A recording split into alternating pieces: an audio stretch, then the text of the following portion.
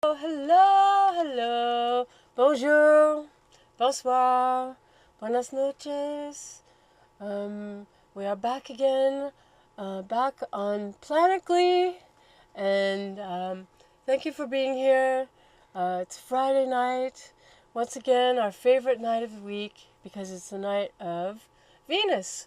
Remember, we learned that from our Vedic astrologer way back when, and now we still know it. It's the night of Venus, and it's also Friday the 13th of June, 6/13/08, and you see it there on your screen. It's over there, right there.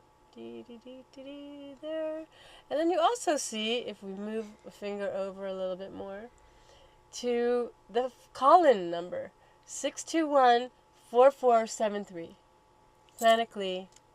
You know, it's a call-in show, and we love it when you call in, and you know that, and it's all good. Everything is good. And meanwhile, enough truisms for me. People ask me, okay, what is Planet Glee about?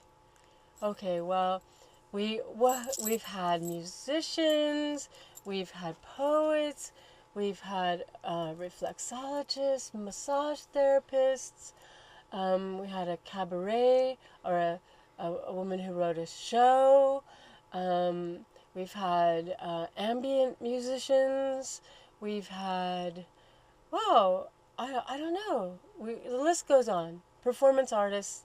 And tonight, we're so pleased, I am so pleased, because we are going to be meeting someone who's going to be talking to us about something that Planet Glee is very concerned about, and that is the well-being of all.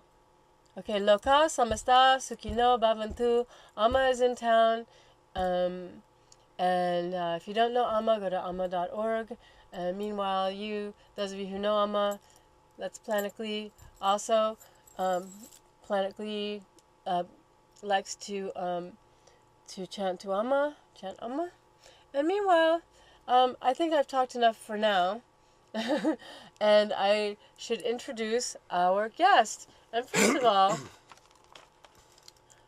I'm going to show his name, and then I'm going to switch over to him. Hello, my name is Jon Hepworth. I'm a urban planning critic. So what that means is I have an interest in urban planning issues, primarily transit and transportation access, and I like to review and comment on these issues. And one of my favorite areas of urban planning to address is pedestrian safety. In San Francisco, this is a very progressive city, but as far as transit, we're still heavily focused on automobile use. And so there are a lot of people in the city who are vulnerable, who are at risk. That includes senior citizens, children, and everyone who's a pedestrian, which even includes drivers, because people who drive cars get out of their cars and become pedestrians at some point. And so over the past decade, there have been a number of ways, a number of strategies to try to make the streets safer. And some of them are, high tech, and or some can be rather sophisticated. But there's really a simple way that's pretty low tech that I like to talk about, and that is the presence of parked cars along the curb. How that's a good thing for pedestrians.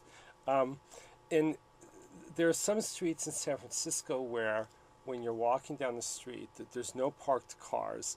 And for example, I'm talking about sections of 9th Street, parts of 10th Street, and O'Farrell Street. And the rationale behind removing curbside parking on those streets, like during rush hour, is to facilitate traffic flow. That's one rationale. Another rationale is if you're in the proximity to a federal government building, in the time period since Timothy McVeigh, there's heightened concern about parked cars that might have explosives. So every federal building has around the perimeter they ban parking of cars. So what happens is on streets where there's an absence of parked cars in the curbs, you have cars moving very fast. It becomes almost like a freeway. And so pedestrians are walking down the street, like when I walk to work, and the cars are going very fast at a distance of about maybe 2 feet from the curb. Yeah. And it's very frightening, and it can be traumatizing and just long-term stress as well. So the way parked cars help is that parked cars, it's good for cars because it gives them a place to park. And it's good for pedestrians because the parked car is like a wall. It's a visual shield against oncoming traffic. It's also a noise shield as well. And it causes the drivers to slow down, because if you're driving along a street and this car is parked on the curb, the parked car suggests that there may be someone in the car who may get out of the car, or that the car may move into traffic. And that possibility causes people to drive slower. So that means it means a lower rate of accidents among cars, right? Since cars are driving slower, it means fewer accidents for pedestrians, right?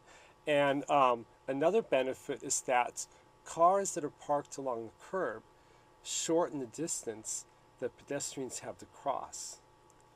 So those are the reasons why I advocate for curbside parking for automobiles. So that was really my main point as far as addressing pedestrian safety. I also I thought I would ask you, Jennifer, if there were any concerns you had about pedestrian safety, like in your neighborhood or around the city, that you want to address. Well, John, you know what? As a matter of fact, I fear for people who are walking in my way when I'm driving.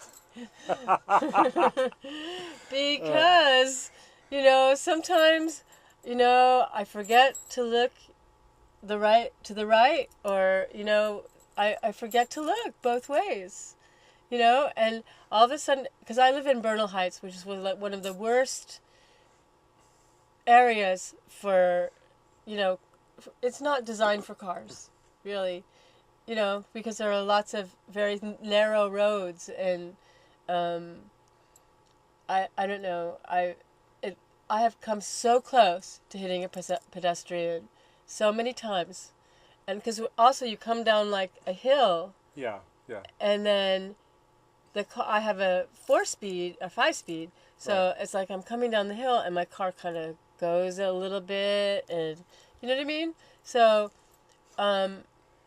people have actually gotten angry with me on the street. I remember I was on 17th and Valencia, right by, who. There's a station right there on 17th and Valencia, police station. Oh, okay. And so there are lots of policemen and cars around that area. And anyway, I have a friend who lives there, and I made a left-hand turn without in the crosswalk, and